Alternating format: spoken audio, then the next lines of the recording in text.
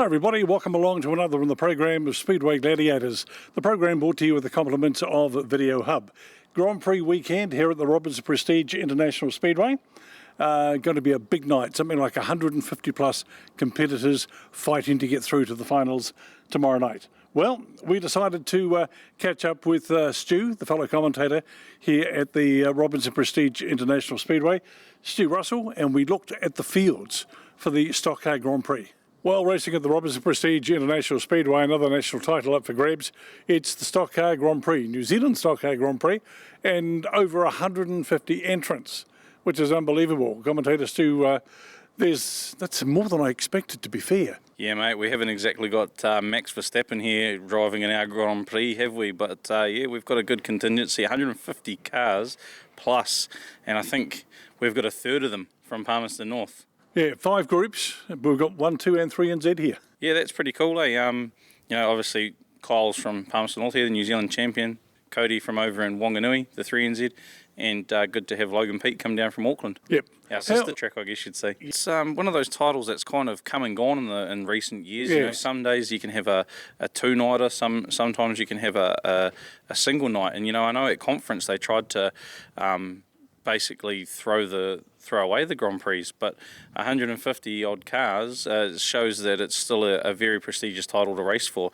No South Islanders, no defending champion Wade Sweeting, but hey, you know, it's still a massive haul of cars, and it's, as I say, a third of them may come from Palmy, but it's still good to have another 100 cars from around the countryside. And I mean, as you say, a third from Palmy, 2/3 not from Palmy. So that makes the third from Palmy a bit small. Yeah, well, hey, 50 cars, or 50, I think we've got, 55, 58, something like that, is nothing to frown about when you've got that sort of problem on a club night. But yeah, what it does, though, is it does make it harder for us to get those top-notch drivers through the finals. Obviously, only 30 cars can make that finals field.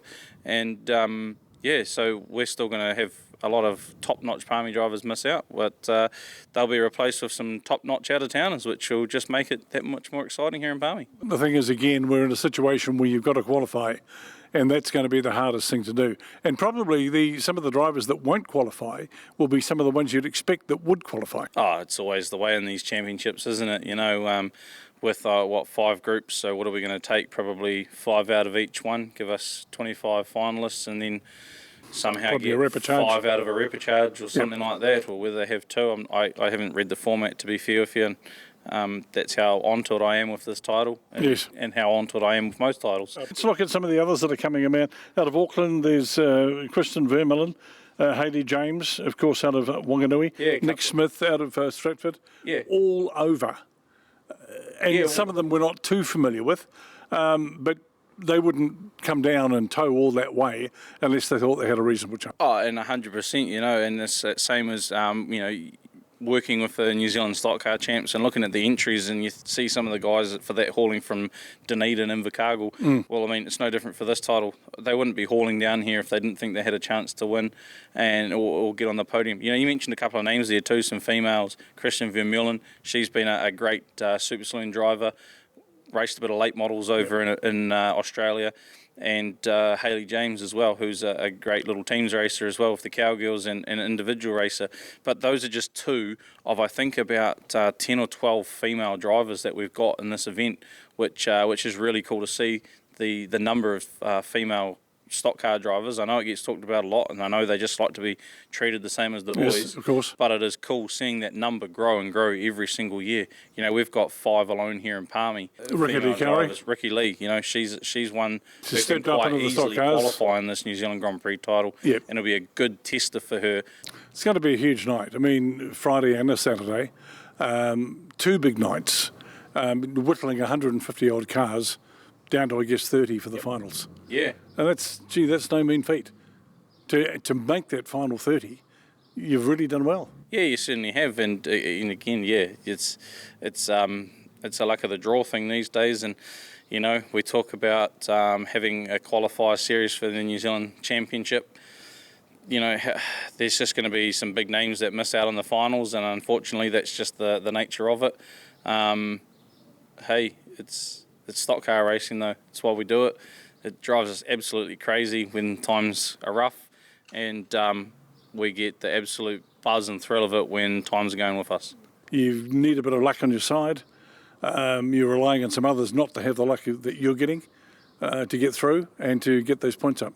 Yeah, you did right there, and we're going to have those top 30 cars out there on the Saturday night, and that's going to be an absolute show in itself over those 3 heats. And the Palmy Wall, as everyone knows, it's not the most forgiving when it comes to rolling cars over. So hopefully we see a bit of action, maybe a couple of fence posts here and there, and there's still a couple of weeks to fix the cars before New Zealand, so hopefully they don't tame off too much, knowing they've got a couple of weeks up their sleeves, and we still get to see a bit of action. Yeah, it's going to be good, and they've got plenty of time to fix for the New Zealanders. Yeah, exactly right. That's what it's about. Stu Russell, co-commentator here at Palmerston North.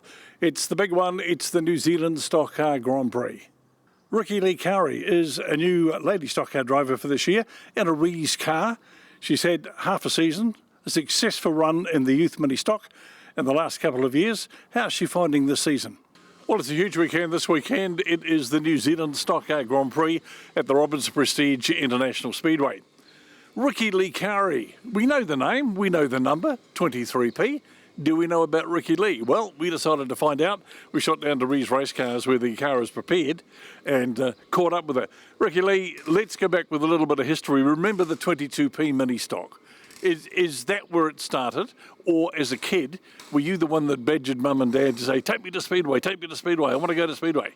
Yeah, it did. I actually went as quite a young kid and probably from about, 3 or 4, went to the Speedway with mum and dad and loved it.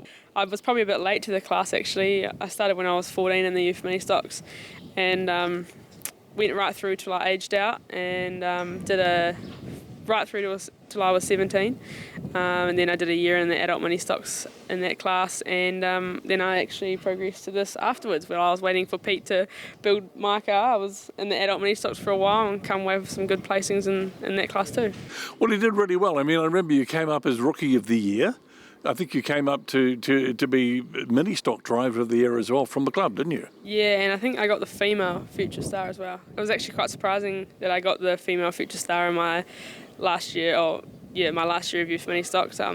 What's the highlight, do you think, of the mini stock career? Well, my first year I attempted the Boys and Girls Challenge in Miami. I actually took out 3rd there, and I was quite surprised. I hadn't been in the class very long, and we decided we'll go over there, and so I managed to get 3rd there. And then in my last year, that was in my first year of mini stocks, and in my last year of youth mini stocks, I ended up coming 1st. So that was actually probably one of my biggest highlights through the mini stock career. Yeah. What were the lessons learned in the mini stock that you could carry further into the stock car? I was quite fortunate to do a bit of derby racing out at home and do a bit of that driving around and stuff like that and scrap cars. And I think I took the jump a bit on some other kids. But I think the best thing I took out of the mini stocks was always looking ahead of yourself. Just making sure when you're going around the corner or coming up to something that you had enough time to react and actually look at the next corner. Do something about it. Yeah. So the stock car was on the horizon. Did you have an idea, a preconceived idea of the sort of stock car that you wanted? Not really. No, I just really, as I grew up from that very young age, I always was always around Asher and Pete at the Speedway, and I really liked their cars back then, and even now, some of their cars, man, they look good, eh? Now, as far as the girls are concerned, there's not a lot of girls still that aren't racing stock cars. There's a few, but there's not that many. And there should be more. Yeah, I think it's really good to see heaps of girls getting into the youth mini stocks now. A lot of girls in Palmy, so that's good. And a few that I've heard that want to go up to the stock car class. So hopefully there'll be a few more chicks out there doing the speedway sport, I guess. What about say the boys versus girls? That'll come up at some stage. Would you be quite keen on that with a team of girls, or getting together with a few of your female buddies and putting a team together? Yeah, I think so. If the opportunity comes about, then I'll probably look at taking it. But if it doesn't, I'm not stressed. I'm just going to keep on keeping on with what I'm doing. And now this weekend, a big weekend with the Grand Prix. There's something like 140 to 150 entries, 5 groups. Do you think, when we get to the Saturday night in the finals, do you think the Palmy people will get together and start doing a little protection, and if Palmy's sitting up there on the points? Yeah, probably. I would say so. The Palmy is quite strong and have quite a few club mates that like to help each other out and get the P over the line, I think. Okay, well, a big weekend this weekend. How do you prepare for a meeting that size? To be honest, I don't. I just pull my car out of the trailer, take it to scrutineering, park up, have a drink, wait around till it's ready to start, and then, just jump in my gear and get on that grid, and as soon as that flag's green, good to go. No nerves? I will have nerves. So this year, what do you want to achieve? At the end of the season, looking back, what would you like to say, I've achieved my bucket list, I've achieved what I set out to achieve? I think just picking up my first flag would be a big achievement for me. I've been so close to the flag, but obviously not good enough to pick it up yet. So yeah, I'd just like to get a flag by the end of the season and get round and not to have too much damage. All right, well, I appreciate your time with us on Speedway Gladiators. All the very best for the Grand Prix, all the best for this coming season, and let's hope you keep safe, and let's hope you achieve a flag at least and end the season with a huge smile on your face thinking, I never thought I'd get to this stage. Yeah, 100%. No, thank you for having me on here, and all the guys that helped record it and whatnot, but yeah, thanks for your time. Riki-Lee Kauri, 23P. She's in the GP this weekend. She's a lady out there fighting with the rest of them, and got the head pretty well, I think, pretty much settled on top of the head and the shoulders, and I think she's going to do some great things. So we wish her all the very, very best. Johnathan Mason is in saloons, was in stocks, in saloons, and the Manawatu Saloon title is on tonight. What's his chances? We went to see him to find out. Well, the Manawatu Saloon title is coming up very, very shortly, and it was an ideal opportunity to catch up with Johnathan Mason, the 88P man. Johnathan, third generation.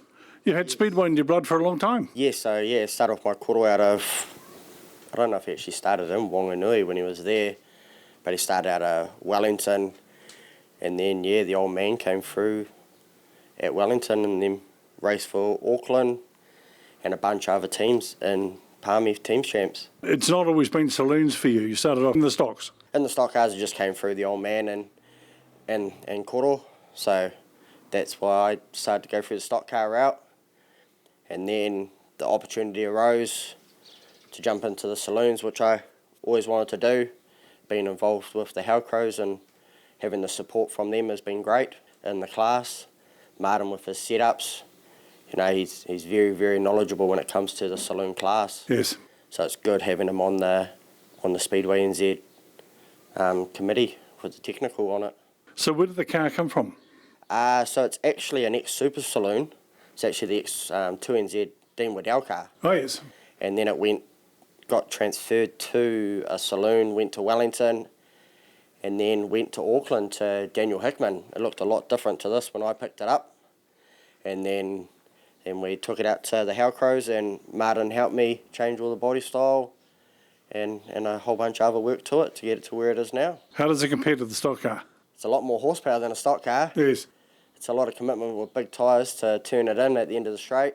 With the stock cars, you have that availability to use the bumper at the end of the straight, so it's a big benefit knowing that if you hit the wall, you're not actually going to wreck a whole bunch of panels and tyres and A-arms.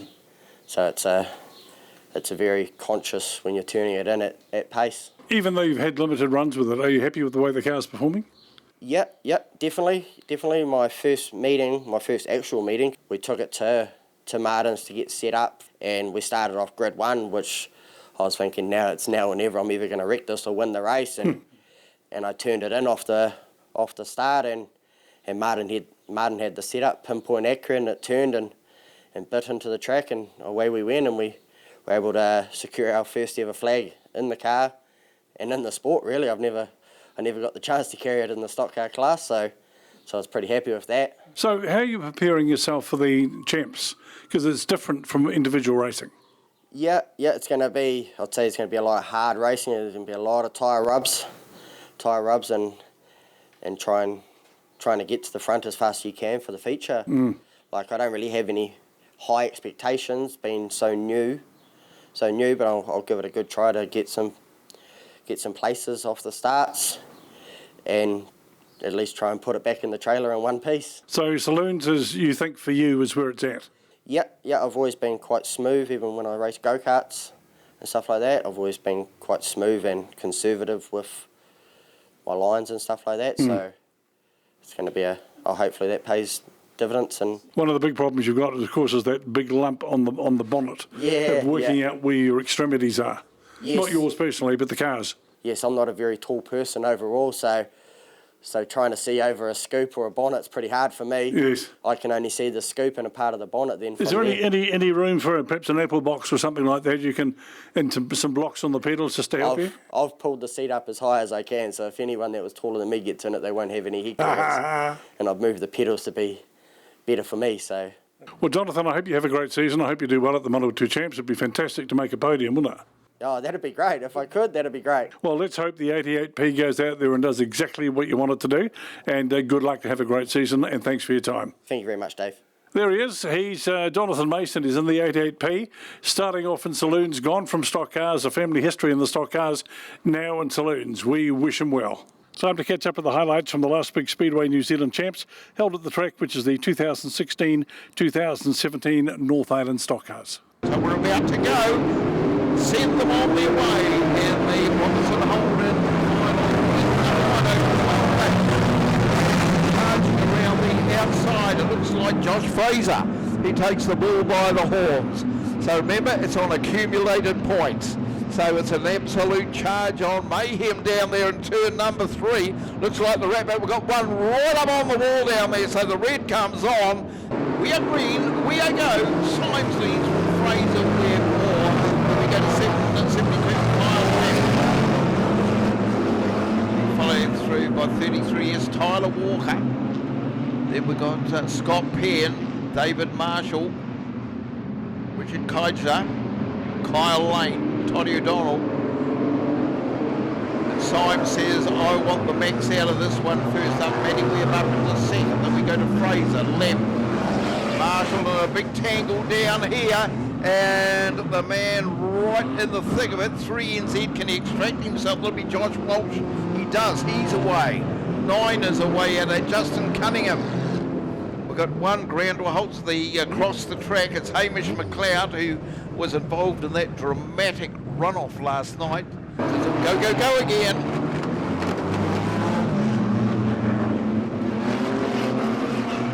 96, remember, your race lead, 96B from 84, 192.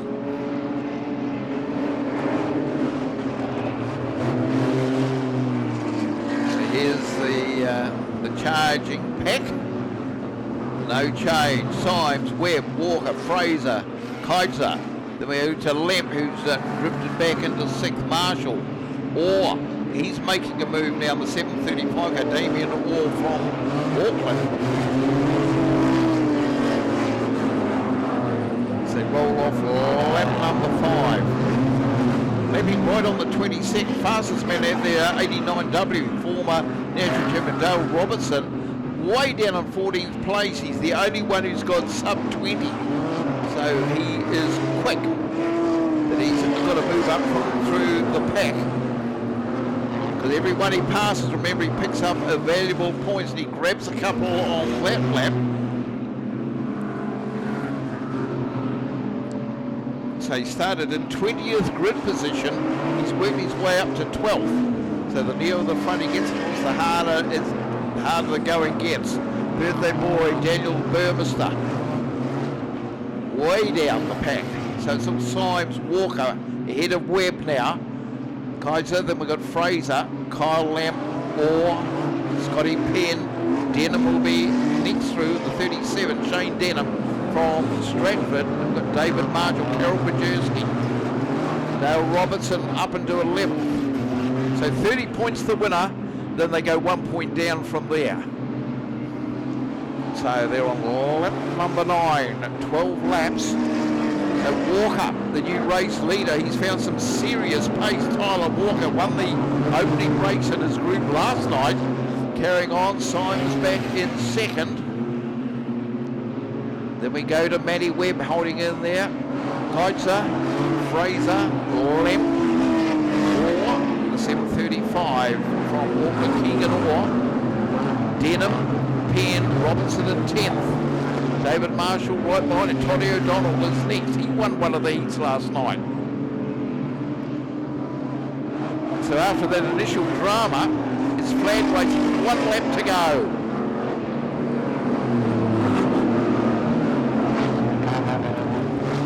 dead wood, a few dead cars on the infield.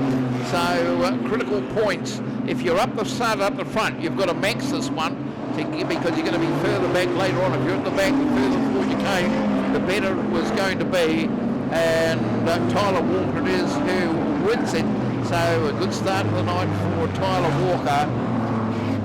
Picks up the maximum 30 points ahead of number 96, Brandon Symes from the Bay. Then we go to 84, Matty Webb from Palmerston North. And we're about to go. In association with Haas Automotive refinishes. And down there on the grass, it looks like the 94 car is at Caitlin Haywood. So he's got to hang fire a moment or two to get back on the... He can't get any advantage from being on the infield. So into lap number 1, Pete leads over from Hancock, Flavel, then Watson, Paul Gaskin, Dale Robertson. Then we've got Cunningham, Burmester, Jay Knight, Cameron Renwick. Then we've got Symes from the Bay, 11th. Orr is sitting in 12th. Matty Webb will be next on, then Hamish McLeod, Kyle Lamp. So Pete, how long can he hang on for? The pace a little bit of a cracker at the moment. It'll be Logan Pete from the 221 from Stratford, Josh Hancock, and we have a red. And that's a car, I think there's one turned round there. Okay, so off we go. And we've got the Lone Ranger down here, Brendan Tye. Is he up to mischief? So this is what he said, he was out of race number 1. And I'm going to have some fun. Now, when will that begin? Now, is he going to back up the pack? So you can see this is where they go now. Having fun is what it's all about.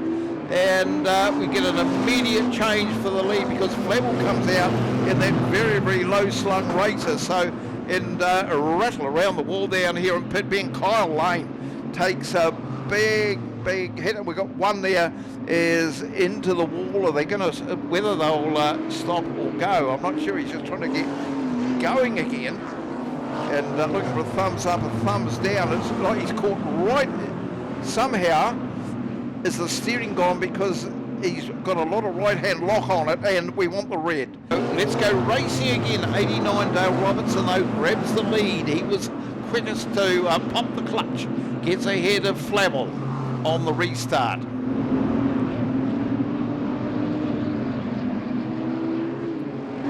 So the charge is on. There goes Flavel. No, he didn't get ahead of Flavel. He just didn't pick it up. And Flavel, he's got a really good break on the pack at the moment. In fact, it's huge. But he's gonna get into lap traffic eventually. I would imagine eventually, or he may avoid that when you look how far ahead they are. Since the race lead around Pit Bend, 221 is Hancock, Cunningham, and it looks like Dale Robertson. They've nailed him. So Dale Robertson, here he is round Pit Bend. He's limping, and has he got a flat left rear tyre?